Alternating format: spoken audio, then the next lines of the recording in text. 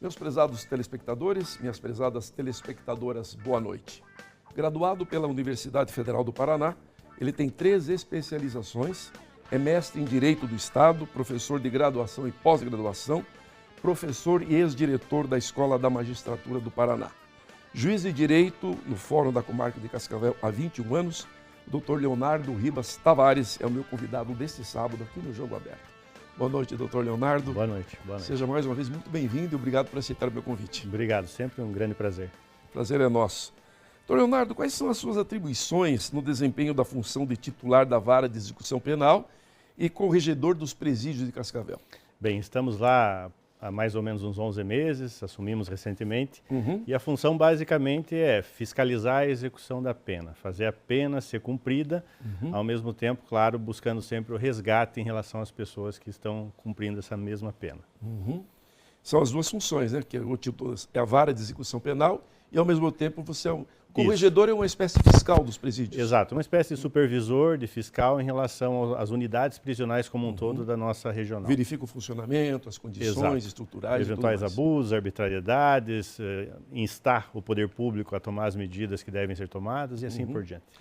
O senhor recentemente proferiu uma decisão que acendeu um alerta importante sobre a fragilidade da estrutura prisional em Cascavel, especialmente no que se refere à ausência de unidades para o regime semiaberto. Qual é a situação atual da 8ª Regional do DEPEN, né, que é a região que compreende a sua área de atribuição, e por que isso tem transformado Cascavel, como foi a sua digamos, denúncia, né, em um polo de atração para penados de outros estados? Pois bem, como premissa até da nossa conversa pontual, é importante dizer que foi uma decisão que eu tomei dentro de um processo na Corregedoria dos Presídios. Foi um caso, né, específico? De um caso específico, não foi uma entrevista, nada, não fui eu que quis divulgar. Mas, de qualquer maneira, essa informação não é sigilosa, o processo é público e eu posso explicar, então, pelo menos em linhas gerais, para a comunidade. Basicamente, o que ocorreu aqui em Cascavel durante um bom tempo, durante alguns anos, foi uma facilitação em relação às transferências dos presos. Então, muitos presos, principalmente em regime semiaberto, que estavam em várias partes do país, na sua grande maioria implantados em colônias penais, acabavam transferindo sua execução para Cascavel e muitas dessas transferências eram fraudulentas, com comprovantes de endereço falsos ou às vezes até com efetivo aluguel de imóvel aqui, mas sem efetiva moradia e residência. E por que faziam isso basicamente? Porque aqui nós não temos unidade de semiaberto. Então a pessoa quando está em regime semiaberto aqui, a gente harmoniza, como se diz, a gente faz adaptações, mas no fundo ela fica solta, quando muito monitorada por uma tornozeleira eletrônica. E aí, claro, para a pessoa que está dentro de uma unidade prisional, com a liberdade cerceada, talvez seja muito mais vantajoso transferir sua execução para cá, onde a fiscalização é bem menor. Mesmo longe de família e longe da sua cidade. Exatamente. Assim. Algumas vezes a família até vinha, outras vezes não, enfim, são N casos. Uma artimanha, né? Uma artimanha que a gente procurou coibir desde o primeiro momento em que soube que ela existia. Ou seja, ele pede para vir para Cascavel porque aqui ele vai ter a condição de praticamente ficar em liberdade. Sim, porque até durante alguns anos, nem mesmo o monitoramento eletrônico era exigido no regime semiaberto. A propósito, vale referência, nos últimos dias eu publiquei uma portaria com 11 páginas, com formulários, enfim, eu fiz toda uma disciplina nova do regime semiaberto, buscando o efetivo cumprimento da pena, fiscalização e também, claro, sempre o resgate daqueles que eventualmente pretendem esse resgate social. Ou seja, a partir de agora você já não está aceitando mais a transferência para cá, não havendo vaga O que nós temos aqui para esse tipo de preso? Na verdade, a única coisa que temos é colocar ele sob monitoramento eletrônico. Nós não temos nenhuma, não tem colônia, não tem nada. Nada, absolutamente nada. Então, claro que em alguns casos muito excepcionais de pessoas que já eram daqui, mesmo antes de serem condenadas, a família sempre morou aqui. Em casos muito excepcionais, eu já deferi algumas transferências, mas dá para contar no dedo de uma das mãos. A grande maioria não foi mais deferida em nenhuma hipótese. Doutor Leonardo, essa ausência de colônias penais, portanto, obriga os condenados ao semiaberto a cumprir a pena, então, com tornozeleira eletrônica, como o senhor mencionou. E muitas vezes, então, em liberdade, né? Isso. Que tipo de impacto essa condição tem provocado na segurança local? Poderíamos dizer que a população de Cascavel e da região está, de fato, mais exposta a riscos?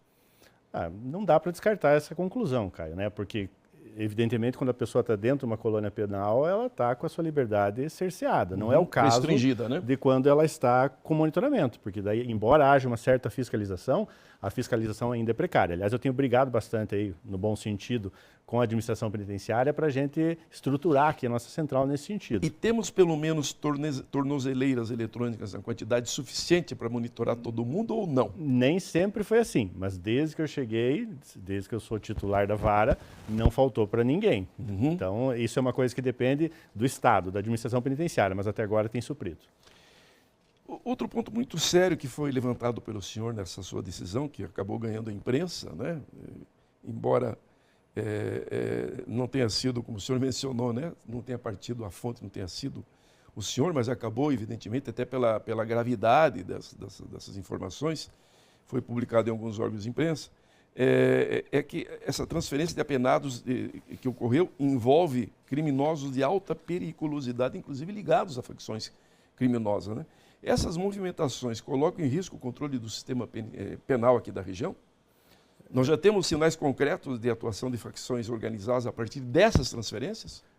É difícil ligar uma coisa com a outra, mas é certo que essas transferências fomentaram a ramificação das organizações criminosas na nossa região. Não tenho dúvida disso.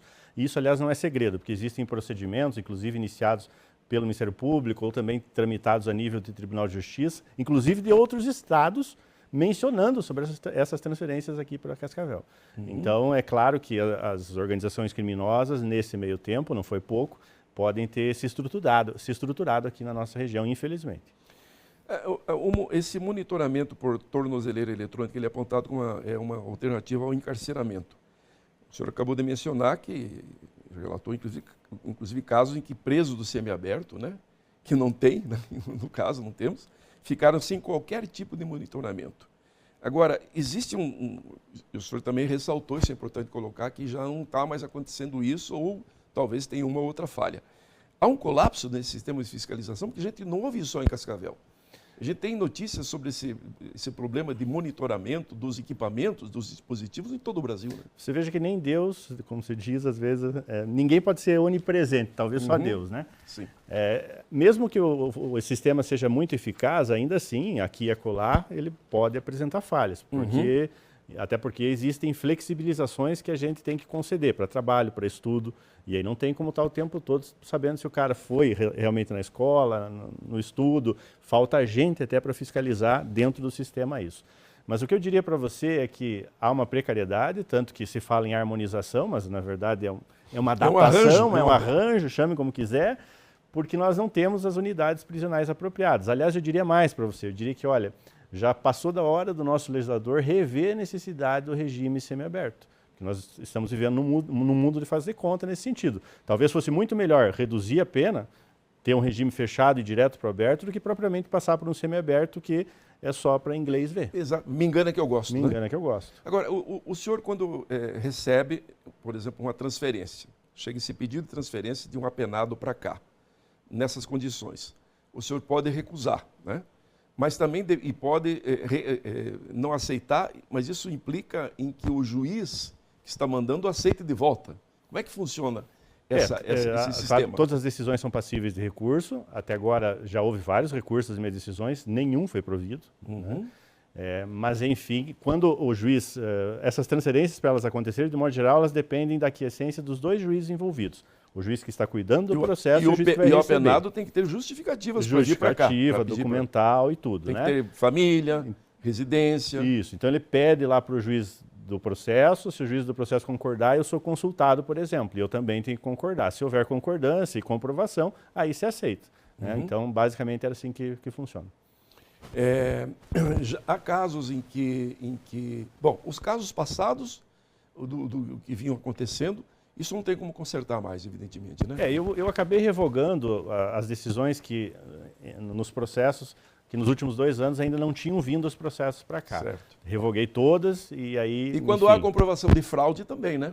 Também, só que o Mais comprovar difícil, fraude exige fiscalização efetiva, ir no local para ver se a pessoa mora lá, e aí de novo a gente entra no problema de falta de estrutura e pessoal. Aqui na central de monitoração, inclusive a gente pedia para os deputados aqui da nossa região na última reunião da prefeitura, nós temos 2 ou 3 policiais penais encarregados disso, para o universo de milhares de monitorados. Então, tem milhares aqui? Milhares. Aqui na região, Cascavel e região no entorno? Sim, milhares. Nós estamos falando aqui de coisa de 1.500, 2.000. Coisa impressionante. Uma falha minha até não ter atualizado esse número. Varia muito, né? Mas nós estamos falando mais ou menos nessa faixa. Ou seja, tem que ter uma estrutura enorme, então. Enorme. Porque não é só fiscalizar, evidentemente, são equipamentos que controlam isso à distância, né? Exato. Mas havendo algum tipo de demonstração nesse monitoramento que aquele equipamento está funcionando, tem que mandar alguém verificar. Exato. Aí tem que ter gente. É nesse sentido que a gente está instando aqui os órgãos da segurança pública a trabalharem de forma compartilhada, organizada, porque daí eu posso contar, de repente, com a colaboração da Guarda Municipal, da Polícia Militar, para ajudar a Polícia Penal em situações específicas. Agora, o senhor tem dialogado com a Corregedoria, o Tribunal de Justiça, o Ministério Público e outros órgãos? Existe alguma resposta institucional para esse problema, ou a Justiça tem que se virar sozinha, no seu caso aqui, com a sobrecarga, e também com esses riscos, né? Caio, eu procuro ser uma pessoa discreta e baixar a cabeça no meu trabalho. Então, assim, quando eu identifiquei o problema, claro que eu não omiti isso da instância nem superior, fez alarde da também, né? Nem fiz alarde, mas eu procurei fazer o que eu acho que tem que ser feito. E depois de fazer o que eu acho que tem que ser feito, eu comuniquei, né, até por dever de ofício, a Corregedoria, o GMF, que estão a par de tudo isso.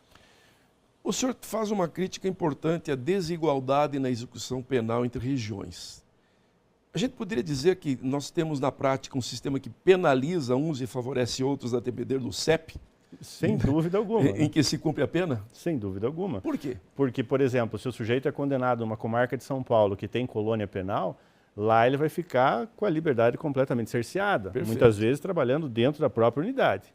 Ao contrário, se ele é condenado... Ou então ele cumpre a pena, ele fica durante a noite, ele é recolhido e durante o dia ele pode trabalhar em outro lugar. Depende do local. Mas ele tem a liberdade restringida. Restringida. No mínimo, ele vai dormir lá dentro da colônia penal. No mínimo. E aqui na nossa região, o que acontece? Não, ele vai dormir em casa, ele, quando muito, usa um monitoramento que foi exigido de algum tempo para cá. Contando que haja alguma falha no equipamento, no monitoramento. E falha na fiscalização por falta de estrutura, e existe muito. Tanto é que nós temos monitorados... Agora, esse é um problema de Cascavel? Claro que não é, evidentemente. Mas assim, pela sua experiência, relacionamento com juízes de outros estados, é uma realidade que é brasileira? Cada vez temos menos colônias penais, né? Já está ficando raro o local em que haja colônias penais para introduzir, para implantar esse pessoal. Eu também não sei em números quantificar isso, se é a maioria, mas acredito que sim. Pois é, situação complicada, delicada e grave. Nós vamos a um rápido intervalo comercial e já retornamos entrevistando o Dr. Leonardo Ribas Tavares, que é o corregedor dos presídios de Cascavel e titular também da Vara de Execução Penal. Já voltamos.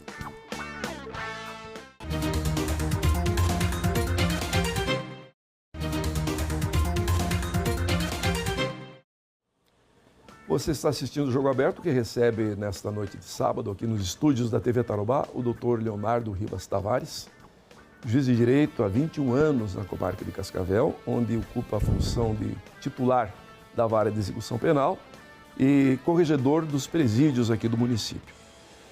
Doutor Leonardo, o Cascavel tem vivido episódios de violência associados a pessoas em situação de rua, né?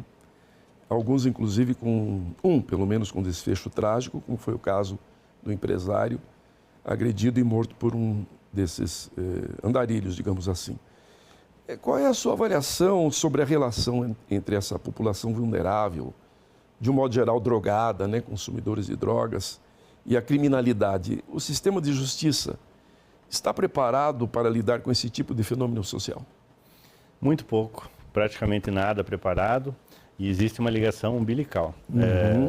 Fizemos reuniões na prefeitura nos últimos dias, até tentando, de algum modo, ajudar, contribuir. O estopim foi esse episódio, né? Já tem vários episódios, já tem casos, né, que a gente vê moradores de rua agredindo empresários reclamando, fechando suas lojas, inclusive por causa desse... Segundo os números da prefeitura, não conferi isso, mas seriam 87% das pessoas em situação de rua teriam condenações, passagens criminais. Olha só. Eu não duvido desse número, claro. Sempre acreditei que fosse a grande maioria, mas a gente tem que tentar trabalhar nesse sentido. É que quando a pessoa está em situação de rua, no mais das vezes, é porque todo o resto falhou, Caio. Falhou a educação, falhou a segurança pública, falhou a estrutura familiar. O acolhimento, né? Exatamente. Então, o que a gente está tentando fazer? Trabalhar com os órgãos de uma forma de colaboração integrada, para a gente ver se fiscaliza a pena para aqueles que têm que cumprir, mas mais que isso, viabiliza o resgate para aqueles que tiverem condições e vontade principalmente também, exatamente. Isso, né? Então é isso que estamos tentando fazer. Porque a gente encontra, enfim, os órgãos que cuidam desse setor, que fazem assistência social, encontram muita gente que não quer ser resgatada, né? Aqui em Cascavel, o que pretendemos implementar é um regime completamente diferenciado para as pessoas em situação de rua. Primeiro porque, na maioria das vezes, não é possível exigir monitoramento eletrônico delas. Afinal de contas, elas não têm onde demorar para carregar o equipamento. Seria arbitrário de minha parte exigir isso. Então, o que vamos fazer em contrapartida? Exigir uma série de obrigações e condicionantes voltadas ao resgate dessa pessoa, a largar as drogas, a tratamento e tudo mais, a reinserção familiar. Uma série de condições para ela daí cumprir a pena, atendendo essas condições com a participação da assistência social e de toda uma equipe multidisciplinar. Esse projeto está em andamento, já? Nós conversamos já com a Prefeitura, ele está, digamos, numa etapa muito inicial, onde a gente vai colher a manifestação da assistência social, da Guarda Municipal, e depois a gente vai tentar colocar isso no papel na forma de uma e vai ter que identificar, portanto, vai ter que identificar, portanto, essas pessoas que se enquadram nesse caso, exatamente. Que têm mandado de prisão, que têm alguma condenação, que estão... Sim, nós vamos fazer com que trabalhe integrado. Eu quero saber exatamente qual é o cadastro que a Prefeitura tem dessas pessoas e vou viabilizar que a Prefeitura tenha acesso às execuções penais em relação a essas pessoas. E aí, sabendo o quantitativo, vamos estabelecer as condições e tentar implementar isso. Muito bem. O senhor é crítico de aspectos da legislação penal brasileira, especialmente no que se refere à desproporção entre crimes e penas. Nós já fizemos uma vez aqui uma entrevista, né? O senhor mencionava a incongruência entre, por exemplo, penas para pessoas que agrediam idosos e crianças e pessoas que, enfim, praticavam maus tratos para animais de estimação, né? Não querendo, evidentemente, dizer que uma coisa é menor ou maior que a outra, mas não há dúvida que uma pena menor para quem agride um animal, né, de estimação e uma maior para quem... Só para quem nos assiste entender isso aí. Na verdade, hoje, se você arrancar um braço de uma pessoa, a pena é a mesma se você der uma cintada num cachorro. Você veja, que coisa absurda. Isso é o legislador que fez. E aqui quem vos fala é quem gosta de animal. Sim, claro, não se trata, não estão fazendo juízo de valor, evidentemente, né? Agora, isso é uma falha da... E vamos deixar claro também, não é falha do juiz. Não. Isso é legislação. O juiz nenhum legisla, né? Não.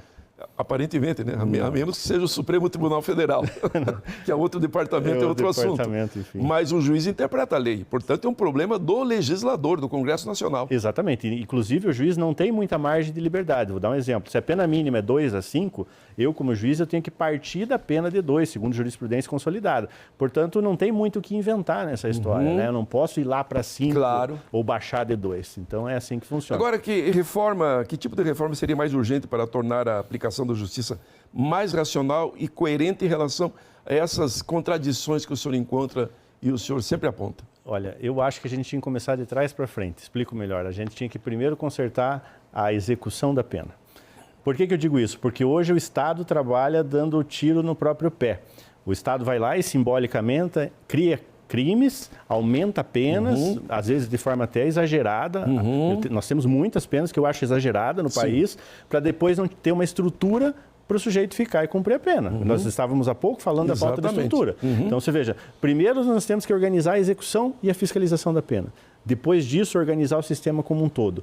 Penas menores, mas efetivamente cumpridas. Sem interfúgios, sem subterfúgios, sem indultos à reveria, sem comutação à torta e à direita. É isso que temos que fazer. De nada adianta criar um crime, estipular pena, se vai ter indulto, vai ter comutação, vai ter livramento condicional, vai ter não sei o quê. Isso vai criando um sistema totalmente burocrático, cheio de benefícios e, ao mesmo tempo, arbitrário em muitas situações. A figura do juiz das garantias começou a ser implementada no país, né? Recentemente, a decisão acho que foi em 2023, 2024, né? Na verdade, isso, a decisão do Supremo, sim. Do Supremo, né? E o senhor acredita que esse novo modelo pode contribuir para tornar a justiça criminal mais justa e equilibrada? Qual é a sua visão? Se funcionasse, né? Costumo ser franco. É outro grande tiro no pé, né? E está sendo gravado, quem sabe daqui a uns anos o pessoal... Não, mas vários juízes dizem a mesma coisa que o senhor. Eu aposto com quem quiser que isso aí só vai piorar, tornar mais burocrática a justiça. Só para... Vamos explicar para o telespectador o que é o juiz de garantias, né? Juiz das garantias é basicamente você pegar uma persecução penal que tem inquérito, tem processo dentro dela, que antes contava com um único juiz e dizer que agora vão ser dois. Um cuidando da investigação e outro do processo. Ou seja, então aquele juiz que autorizou, por exemplo, a prisão preventiva, aí abre um processo, tudo, aí quando o processo está em andamento já não é mais aquele juiz. Já não é mais aquele juiz, vai ser outro que vai julgar, que não conhece nada do caso e imagine um processo com 50 volumes, milhares de páginas, que ele tem que começar do zero e entender o que está acontecendo. Não faz o menor sentido. Tanto não faz o menor sentido que a própria intenção do juiz das garantias não foi atingida. Qual que era a intenção? Imparcialidade objetiva. Mas que imparcialidade objetiva vai ter o juiz que vai julgar se hoje ele tem acesso completo, digamos, à investigação e às decisões tomadas. Então é até pior, eu penso, em vai termos de aumentar o custo da justiça? Sem dúvida. Tanto é verdade que aqui em Cascavel, possivelmente, ainda não está implantado, mas vão aqui, ao invés de criar uma vara criminal nova, até por falta de verba, de orçamento, vão fazer com que uma vara atue como juiz das garantias da outra vara. Uma gambiarra. Vão umas coisas mais clara, né? Enfim. Agora, o governo federal está enviando ao Congresso Nacional, já apresentou às lideranças, né, da Câmara e do Senado, a proposta de uma emenda constitucional que pretende criar o chamado SUS da Segurança. Né? Esse projeto aí do ministro Lewandowski, né? Que seria uma espécie de sistema nacional unificado para tentar organizar de forma mais eficiente o combate, especialmente às facções criminosas. Né? Muitos governadores resistem à ideia, né? Alegando a perda de autonomia de suas polícias. Aí tem inúmeras associações também que representam policiais e peritos criminais também, que consideram ineficaz e acham que o problema é de gestão, né? Não é esse, então o foco é completamente errado. Na sua visão, a iniciativa pode contribuir efetivamente para a segurança pública no país? Ou é mais um projeto com viés político eleitoral? Para quem está nos assistindo, eu convido a uma reflexão. Nos últimos anos, as soluções paliativas para a segurança pública, elas têm vindo da União ou dos estados e municípios? Será que a gente encontra mais soluções exitosas nos estados, nos municípios, que estão criando guardas municipais, etc., etc., ou está encontrando soluções na União? Sem dúvida, um dos municípios do estado. Exato. Né? E o que a PEC principalmente vai fazer? Algumas coisas, mas principalmente o que ela vai fazer? Centralizar mais na União. Em Brasília. Em Brasília. Então, quer dizer, me parece mais uma medida que não vai ter êxito.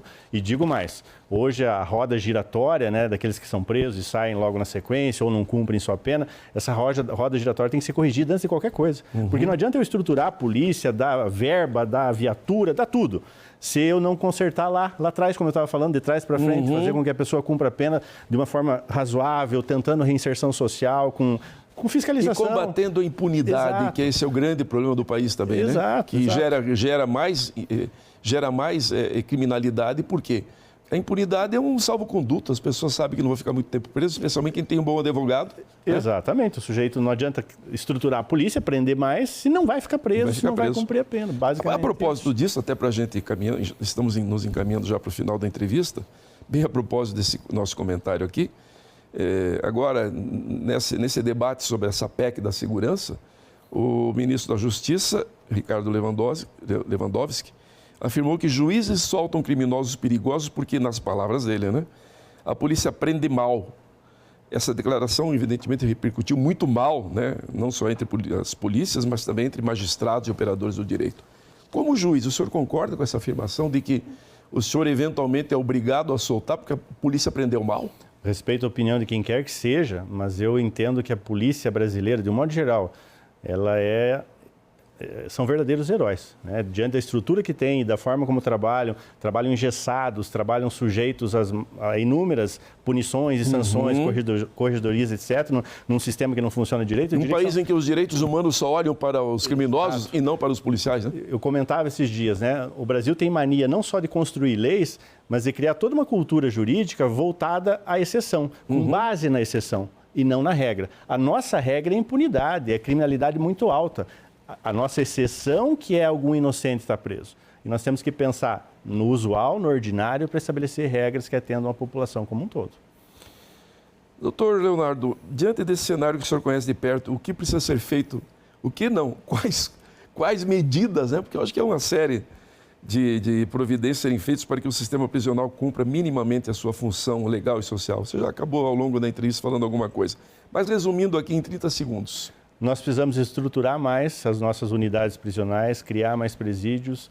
Nós precisamos reformar nossa legislação, talvez, como eu sugeri antes, extinguindo com o regime semiaberto, já que não damos conta dele. Não vamos fingir que existe, né? Simplificar o processo penal como um todo, inclusive a execução penal, para que todo mundo entenda com muita clareza. Nós precisamos de penas razoáveis, que não sejam muito elevadas, que não sejam aquém daquilo que é devido.